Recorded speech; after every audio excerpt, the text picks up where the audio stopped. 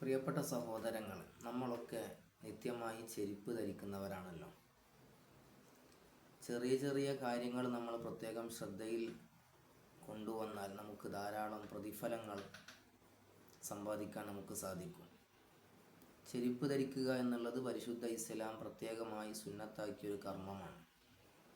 ചെരുപ്പ് ധരിക്കുമ്പോൾ ധാരാളം കാര്യങ്ങൾ ശ്രദ്ധിക്കേണ്ടതുണ്ട്.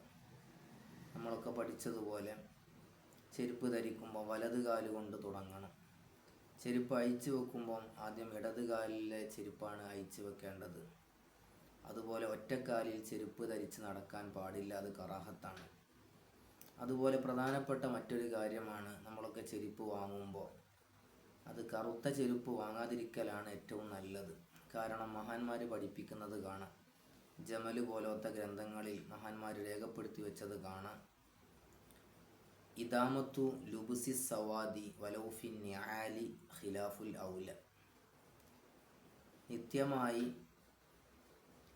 കറുത്ത ഡ്രസ്സുകൾ ധരിക്കുക എന്നുള്ളത്, അത് വലൗഫി നിആലി ചെരുപ്പ് ധരിക്കുമ്പോഴാണെങ്കിൽ പോലും നിത്യമായി കറുത്തത് ധരിക്കുക, ഉപയോഗിക്കുക എന്നുള്ളത് അത് നല്ലതിനെതിരാണ്, ഖിലാഫുൽ ഔലയാണ് എന്ന് മഹത്തുക്കൾ നമ്മെ പഠിപ്പിക്കുകയാണ്.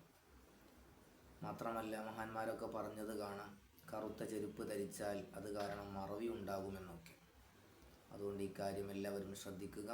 റഹ്മുർ-റഹീമായ റബ്ബ് ധാരാളം സുന്നത്തായ കാര്യങ്ങൾ ജീവിതത്തിൽ പകർത്താനുള്ള തൗഫീഖ് നമുക്കെല്ലാവർക്കും നൽകി അനുഗ്രഹിക്കട്ടെ. ആമീൻ യാ റബ്ബൽ ആലമീൻ.